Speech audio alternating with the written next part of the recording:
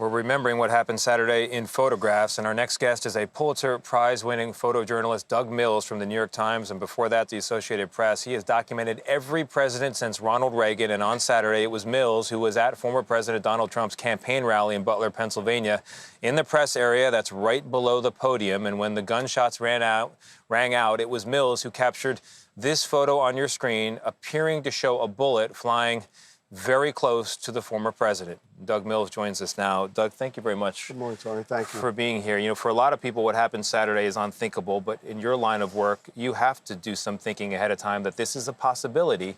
You've got to prepare. How did that preparation meet reality, and what did you see? Experience matters, you know, in something like this. I have covered presidents since 1983, and focusing in and just, you know, trying to stay focused on something like this. I never, ever envisioned something like this happening. Yeah. You know, tragic event, and it's not something you can train for, really, but you can think about it. If it ever happened, what would you do? What would you do? But more than that, it's you know, something that instinct jumped in. Yeah. And when the shots rang out, I immediately thought it was some sort of vehicle. But then when I saw him kind of grimace and look to his right and then grab his ear and look at it, I thought, and then he went down, I was like, oh my gosh, he's been shot. People are ducking, they're going down. Screaming. You have the wherewithal to keep shooting. You work with a Sony camera. It takes, I think, 30 frames a second. That's Yes. it's a very Sony high A1. number. So Yes. you keep firing, and you capture these images. When do you realize that what you have is potentially something for the history books? That moment where he ducked and went down, and then everything after that happened so fast. When he was ushered off the stage, I thought that was going to be the picture, that, you know, he was bloodied ear, he gave that, you know, fist pump. And I thought, you know, as I'm looking back at my camera, I'm sending pictures directly to the New York Times from my camera. So we were ushered into the president's hold, which was formerly his hold, because we were in like a crime scene area. So they ushered us in there, and so I was sending pictures back to the office. And then I thought, oh my gosh, I forgot to send the pictures of him while he was speaking. Yeah. So I started looking through, and I saw him, you know, grimace and everything. I was like, oh my gosh, this might have been the moment he was shot. So I sent those in right away. I called our editor, Jennifer, and I was like, Jen, take a real close look at these images, because I think this is when he was shot. Wow. And so she goes, well, right now, we don't even know if he was shot. I said, when you see these images, you're going to know, because he grimaces and he grabs, and there's blood on his hand. So they looked at him, and about 5 minutes later, I got a text and a call from her saying, you won't believe this. We think we have a picture, you have a picture of the bullet behind his head. And I was like, oh my gosh. So she sent it to me right away, and I said, well, wait just a few minutes, because that's a JPEG file from my camera. Let me go and open up my laptop and put the raw image out, which has all the data in it. Yeah. And I did that, sent it up, and then the FBI forensic, I guess somebody who they hired or somebody who looked at it and said, hey, this is definitely the bullet.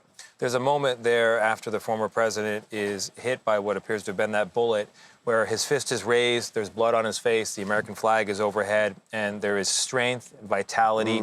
It is a hero shot in many people's view. Were there other moments where the enormity of what had just happened seems to settle with the president? Yeah, I think, you know, great point, Tony, because as soon as he raised his fist and pumped it, you know, he was defiant as, you know, as all get out, and looking at the crowd and yelling at them. And then I think the shock hit him. Like, there's a couple frames after that where he is like, excuse me, completely, his face is like blank, and he's looking out in the crowd, and he's now hearing all the screaming, and people are crying, and I think that hit him right then, and he is completely blank look. He looked very pale at the time, and then all the blood was on his ear and then coming out of it, or around his mouth. And I thought, oh my gosh, I hope it's not as bad as it looks. Yeah. You know, the work you do is so important for keeping history in the mind's eye, for recording it for the future. And I know you had a mentor, I mentioned the Associated Press earlier, who took photos of Ronald Reagan's attempted assassination, that shooter there. He had advice for you. You've now lived through it yourself. I wonder if you have advice for other people working today and into the future. Yeah, Ron Edmonds was there when President Reagan was, the assassination attempt happened, and I talked to Ron many times after that. I worked with him for 15 years, and one of the only things that stuck out with me was, I said, you know, how did you not blink? How did you not look away and see what was going on, and you kept shooting? He said, when it happened, I just instinctively went forward rather than backwards. And that always stuck with me, that go forwards, don't go backwards. So when it happened, even though all of the the former president's staff are yelling at me, get down, the Secret Service are yelling at us, get down. I just, probably didn't do the safest thing, but I ran around the side of the stage to try and, capture those moments. We're glad you're okay. I know your family's glad you're okay. Briefly, as a final question, how are you preparing for what happens here?